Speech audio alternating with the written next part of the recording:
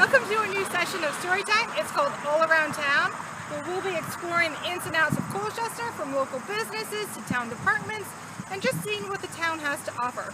I'm excited about this segment, and I hope you guys are too.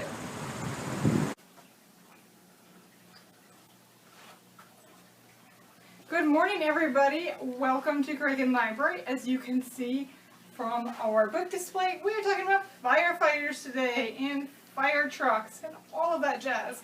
Last week was Fire Prevention Week, and so maybe we'll go on a field trip in a minute. I want to talk about two books real quick. This is Stanley's Fire Engine. Stanley is a very popular book character. This is his new book. It talks all about being at the fire station. And then we've got A Day in the Life of a Firefighter. If you've ever wondered what a firefighter does all day, this is the book for you. Lots of good pictures there. All right, let's go see the fish. And we'll see how they're doing today. We did feed them earlier, so just a quick peek to say hello. Hello, fish. Great. And we are going to go on a special field trip, so follow me and we'll head and see something awesome today. Here's Jennifer from Craig Library. I'm here with Seth from the fire department, and he's going to share us lots of great information. We are inside an ambulance, and tell us what we do here. So good morning. Again, my name is Seth, and this is the back of an ambulance. This is our newest ambulance. It's set up for taking care of sick people, somebody that got hurt, things like that. Sometimes, especially for kids, being in the back of an ambulance can be a little bit scary. But in reality, honestly, there's a bed, right? And the bed you can sit up for sitting up or lay all the way down. It's not really a scary environment. It just kind of looks that way. And we do all kinds of different things back here. We can help somebody that has a hard time breathing, somebody that broke a bone, maybe they're bleeding, they fell on the playground or something like that. And those are kind of some of the types of injuries and illnesses that we treat in the back of the ambulance. We did early enough, real early.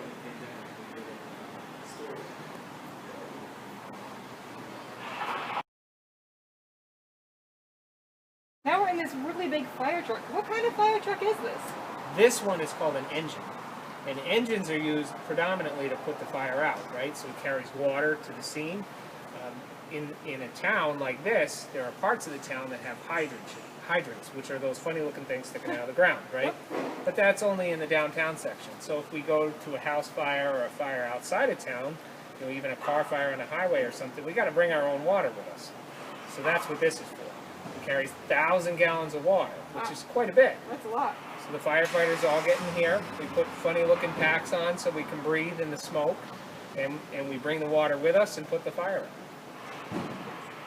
What are some good fire safety tips? So there's the ones that you hear 1,000 times, right? The stop, drop, and roll. Kids always love that because they get to practice it, right? Some really important ones, though, are smoke detectors. Smoke detectors do a better job at saving lives than even firefighters, right? So that's the most important thing you can do is checking your smoke detectors. When you change the clocks, you change the batteries, and you test your smoke detectors. There should be a smoke detector in every room of the house, in bedrooms, in common areas, and things like that. That's your first warning that there's something wrong and that there's smoke somewhere. And that's what's really going to do a good job about warning people and getting them out of the house before they get hurt. A few other things that we can do is we don't play with matches or lighters, things like that. We don't play with things that are flammable, stoves.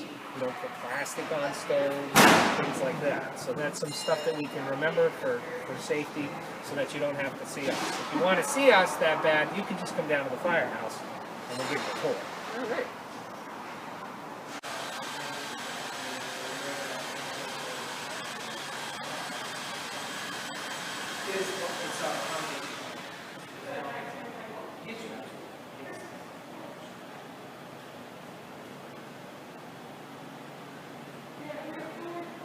What kind of fire truck is this one? So this one is often kids' favorite because this one is the biggest one that we have. This is a ladder truck. So it's got a ladder on top, and what we can do with that is we can go, in this case, for this one, 75 feet up in the air. So if somebody's trapped in a upper floor and they need to get out, that's how we get them out. We can also squirt water from way up there. So if we have a fire that we need to get way above it and kind of squirt water down onto it, it's got a pipe that brings that water all the way to the top, and we can do that. This truck is set up with a whole bunch of ground ladders too, but those we got to carry and set up. It's a lot of work. So if we can use that one, we'll usually use that. What kind of truck is this one? So this one's another big truck, right? So this is called a heavy rescue. And the purpose of this is for incidents like car accidents, somebody that's maybe pinned under something, maybe they fell off of something that was really high, and we need to rappel down to get them, or be lowered down to get them. Kind of all those calls that are a little bit more technical. That's what this is built for. And what kids often like is I call them the giant scissors, right? So commonly they're referred to as the jaws of life. But I always joke and say they're just giant scissors. So these tools here are what we cut cars apart with. They're really, really heavy, and I'm gonna hand one to you, and you can see just how heavy that they are. Okay. So you can grab it right on the handle. If you want, you can put your other hand here. I'm gonna kind of release the weight a little bit. You got it? Yeah. They're not light, right? No, not at all. So this is a spreader, and what this does is it opens really wide, and it can just rip the metal of a car apart to make room to get that person out if they're trapped, right? So in addition to that,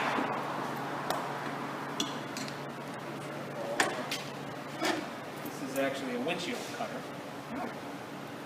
We have a giant pair of scissors, the world's biggest scissors, and they'll cut through just about anything. So if we need to cut a roof off a car, cut some doors off, things like that, that's what these are.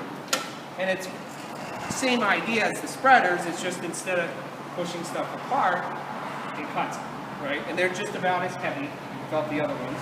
They're not light, but they're incredibly strong. And for car accidents or a situation where somebody's trapped in a vehicle that's been crunched, that's what we use to get them out. What kind of truck is this one? So this is called a tanker truck here in this part of the country. In the western side, you've heard about the brush fires, the forest fires going out. A tanker is actually an airplane, so it's kind of confusing. But out here, a tanker, this is a tanker, right? So a tanker's purpose is carrying a lot of water. This one has 1,800 gallons, 1,800 gallons of water. Remember when we were in the engine, we talked about bringing our own water, right? Because if you don't have a hydrant, you got to bring your own water. Well, that's what this is for. This gives us an extra almost 2,000 gallons of water on that scene, so we feed an engine with this. And that's how we get some more water, or it could be the ladder, or whatever we need to feed.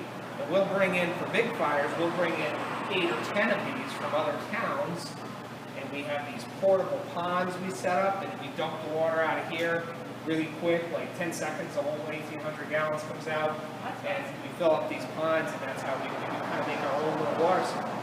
So that's what that's for. What's the purpose of this truck here? So this is a service truck.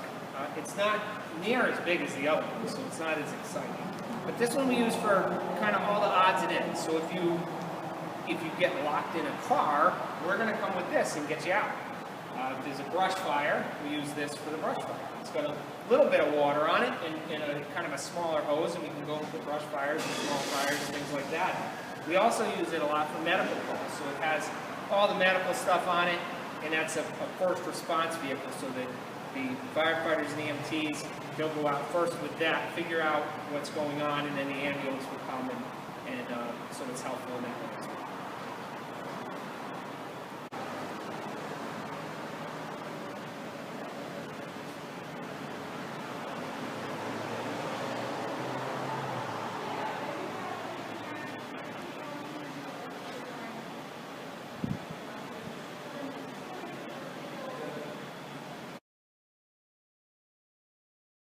We're getting a behind the behind-the-scenes tour. What is this room for? So this room is an exercise room. And something that firefighters are supposed to do is stay in pretty good shape and stay strong, so that if they have to pull somebody out of a building, or they gotta even pull another firefighter out of a building, or lift something really heavy, or lift a person that's really heavy, they need to be able to do that. So you've got to eat good, and you've got to stay in shape and exercise. Why don't we take a look at where we eat next? So what kinds of foods do you guys eat while you're here? You know, we love to eat. Okay, that's probably the most important decision we make in the day. And my partner and I will ask, you know, well, what do we eat for dinner? And it's a whole thing. We got to pick. You know, we eat plum tomato tonight. You know, or we're going to have Tim's, whatever it happens to be. We got to make that decision. And we usually take longer making the decision than we do actually eating it. That's right. So sometimes we'll cook ourselves. Sometimes we'll order. You know, we like to cook a lot of pasta. You know, we'll make burgers out on the grill and things like that. But here's the downside of trying to eat as a firefighter. About half the time, just as you sit down to eat, a call goes out. We don't mind, it's part of the job, Yep. but it just makes it a little bit more interesting. It does. What do we do here? So, as you can see, it looks like a kid's bedroom, right? Because you got bunk beds. Well, we like bunk beds too, because we can fit a bunch of people in a small room. So, we work 24-hour shifts. It's where I worked for a long time. And at some point in that 24 hours, we got to sleep a little bit, even us. So this is where we sleep. So we'll come in here and at night, if there's no calls, and we'll take a little nap. And sometimes, you know, we'll get a little bit of sleep, and it'll be a not too bad a night. On Tuesday night, our last shift, we had calls all night, so we didn't get to sleep, and that's part of the job. But once in a while, when we can, we try to get a little bit of sleep.